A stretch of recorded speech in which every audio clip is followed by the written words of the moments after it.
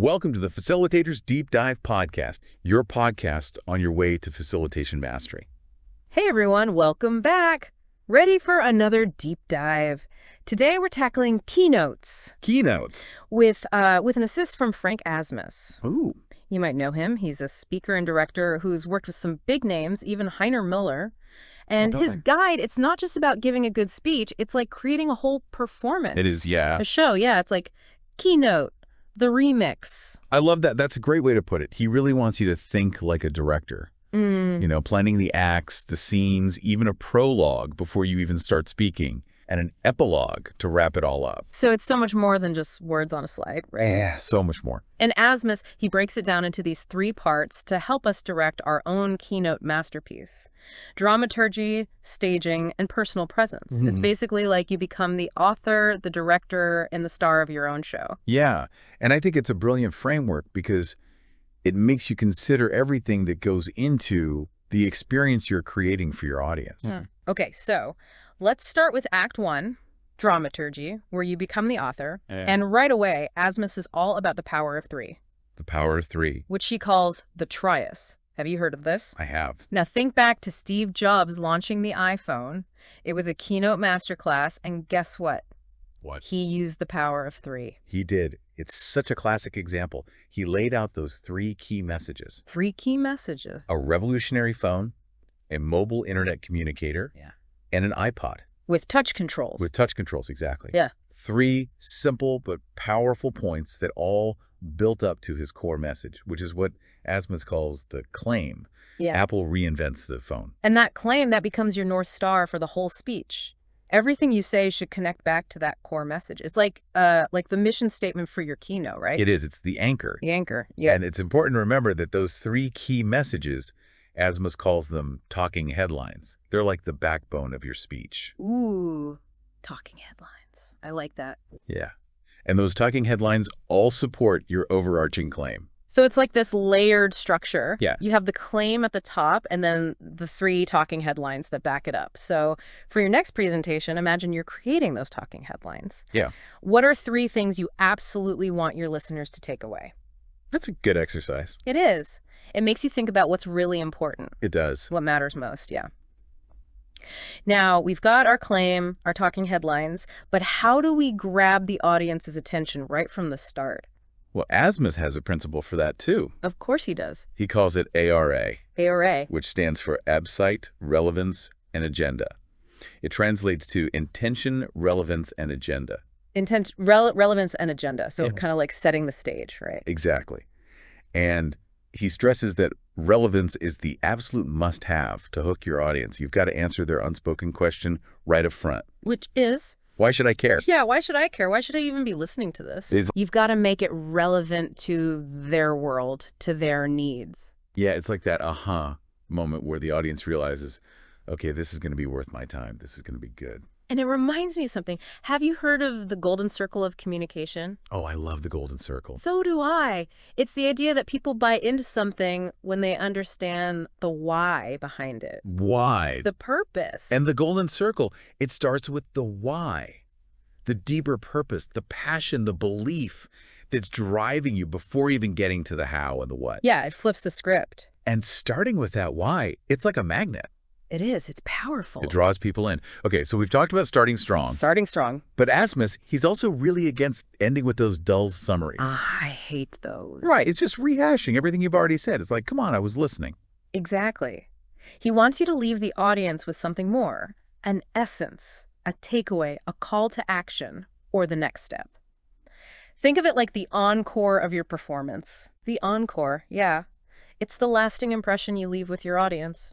That's it. And it should reflect your passion for the topic. Definitely. Let your enthusiasm shine through. Yeah. After all, if you're not excited about it, why should they be? So true. Yeah. Now, speaking of connecting with the audience, Asmus has some great tips for storytelling. So retelling. Which is, I think, the best way to make information memorable. Oh, it's so powerful. And impactful.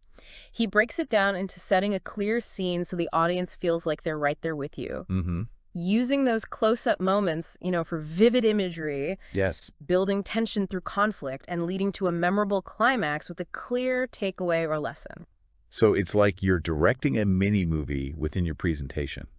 I like that. Yeah. Mini movie within your presentation. And he even talks about creating this fall height in your stories. Like, yes, fall height. It sounds a bit dramatic. It does, doesn't it? But it's basically building anticipation Ooh. and then delivering that satisfying payoff. Yeah. Like, boom! Exactly. It leaves them wanting more. So we're weaving in stories, building towards our claim, starting strong, ending strong. But Asmus, he also talks about these knee plays, which sound a little Technical. technical. A little bit, but again, he's borrowing from the world of theater. Knee plays are like those transitional elements, those little bridges that connect one section to the next, and they just help with the flow. Okay, so it's all about flow. And keeping the energy up. Okay, got it. It's like... The musical interludes in a Broadway show. Yes. Giving the audience a moment to digest what they've just seen and get ready for what's next. I like that, a musical interlude. And then, of course, he goes deep on nonverbal communication, too. What happens before and after your speech, the prologue and the epilogue. Oh, right. It's like setting the stage and then closing the curtain. Exactly. So there's so much thought that goes into crafting a truly captivating presentation. It's about intentionality with every element, from the words you say to how you move. And even how you enter and exit the stage. Yes. And he also emphasizes these 3 key rhetorical devices: pauses, repetition, and questions. Pauses, repetition. And questions. Okay. You can use these to emphasize points, create a dramatic effect, even encourage audience participation. It's like punctuation for your spoken word. Ooh, I like that. Right. And then he talks about congruence, which I initially thought was just about being authentic. But it's more than that, isn't it? It is. He's saying that it's not enough to just be yourself on stage. You also have to make sure your delivery aligns with your personality, the audience, and the situation. Oh, so it's about context, too. Yeah. So you could be super passionate about something, but if you're presenting to a really formal audience, you might want to tone it down a bit. Right. It's about finding that sweet spot where you can be authentically yourself, but also meeting the expectations of the audience and the occasion. Okay, that makes sense. So we've covered a lot of ground already. We have. And we're just getting started. I'm excited to move on to Act 2 staging. What's in store for us when we step into the director's chair? Ooh, Act 2. Let's go. Let's go. Right, Act 2. Staging. Now, you become the director of your keynote. And to help us out, Asmus has this analogy. An analogy. Okay. He says to think of yourself, the speaker, as the actor, and you're also the director shaping the performance. So you're directing yourself. You are. Okay. That's interesting. It's like taking a step back and looking at yourself objectively. Yeah. And then figuring out how to use your strengths. And let's be honest, maybe work around some weaknesses. Absolutely. It's about honest self-assessment, understanding what you bring to the stage. Literally and figuratively. Literally and figuratively. Yeah. And speaking of the stage, Asmus reminds us that the physical space, that's a key player in your performance. Oh, that makes sense. The lighting, the set design, the setup. Even your PowerPoint slides. Yeah, it all matters. It all creates your stage. Yeah. It sets the mood. It does. You wouldn't want a super serious talk to have, like, balloons and confetti in the background. No, definitely not. Yeah. And Asmus, he even gives advice on your position relative to the screen. Oh, interesting. To the visuals. Yeah. He doesn't want you hidden behind bullet points. Lost in the PowerPoint abyss. Yeah. You've got to own the space, right? You do. Command attention. Now, what about visuals? Does he have any tips on making them more impactful? He is not a fan of text-heavy slides. Nobody is. No, he wants you to think about powerful visuals. Okay. Photos and graphics. More visual. And ideally, ones you've taken yourself. Oh. Wow, so it's like more personalized. It is. Well, it adds that personal touch. Like the difference between reading a textbook and looking at a National Geographic, right? It brings things to life. And he even mentions using, what was it, flip charts. Flip charts, yeah. Just another way to make things more interactive. Okay, so it's like mixing it up. Yeah, To exactly. keep people engaged. It's about finding elements that enhance your message, not distract from it. Okay, now this one might seem a little unexpected, but Asmus talks about choreography in a keynote. Choreography. Yeah. Now I'm picturing a dance routine. Maybe not a full dance routine. I was thinking, wait, what? But he is talking about your movement on stage. Okay. Your movement, your pacing, where you stand, how you transition. So it's like a flow. It all plays into how the audience perceives you. Yeah, so you don't want to be pacing back and forth like a caged tiger, but you don't want to be frozen like a statue either. Exactly. And he even points out that different cultures read in different directions. Oh, yeah. Like left to right or right to left. And that influences stage movement. It can, yeah. It's fascinating how these details can impact the audience. It really is. Now, this one's fun. What does he say about using props? I love this one. Me too. He believes in using props effectively and thoughtfully. They should serve a purpose. Okay, not just be random. Right. He gives an example of a simple three-legged stool. A stool. Okay. As a visual metaphor, it could represent stability or balance or even the 3 points of your presentation. Oh, I see. Okay, so it's like each leg represents a point. Yeah. That's clever. It is. I remember Steve Jobs pulling that MacBook Air out of a manila envelope. Yeah. To show how thin it was. That was genius. It was. It instantly got his point across. Yeah. And that actually brings us to another point, staging the claim. Staging the claim. Asmus believes in visually representing your core message, like Jobs did with the MacBook Air, just to make it super impactful. To drive it home. So if your claim is about the power of connection, Yeah. you might use a visual of a bridge or a network. Or a network, right. Just to reinforce that idea. Exactly. Give people something visual to connect with. Now let's talk about music. Ooh, music. This can be tricky. It can be. Asmus cautions against using it as a crutch or relying on those cliche choices. Like the overused inspirational anthems. Exactly. I've been to some presentations where the music was so out of place. I think we all have. He says the music needs to be aligned with you, your message, the situation. So it's like another character in your performance. It is, yeah. Okay. And of course, always be mindful of copyright. Of course. Don't use Eye of the Tiger without permission. Right.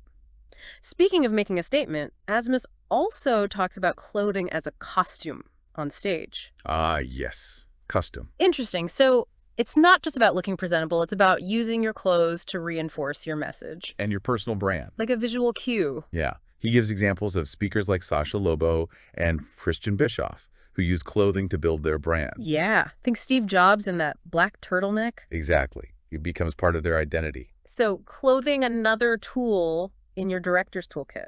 Absolutely. And finally, for a truly memorable performance, Asmus encourages the element of surprise. The element of surprise. I like that. He says, think Columbo. Always have one more thing up your sleeve. Keep the audience on their toes. Exactly. What's he going to do next? No, what kind of surprises is he talking about? He's a big advocate for humor. Humor. But not just any kind. He suggests humorous personal anecdotes. Those you had to be there moments. Those are the best. They are. Okay, so we've covered the stage, the visuals, the music, the costume, the element of surprise. We've set the scene. And now... It's time for the star of the show to take center stage. Okay. It's exciting. Act 3, personal presence. You as the performer. Let's go! All right, Act 3, the grand finale. Personal presence. You as the performer. This is where it all comes together. The content, the staging, and you. You, the captivating force behind it all. I like that. And Asmus is very clear on what makes a performer truly shine. What's that? Authenticity. Forget trying to be the next Steve Jobs. Or Tony Robbins. A Tony Robbins. Right, be yourself. Be yourself. Find your own style, your own voice. Yeah.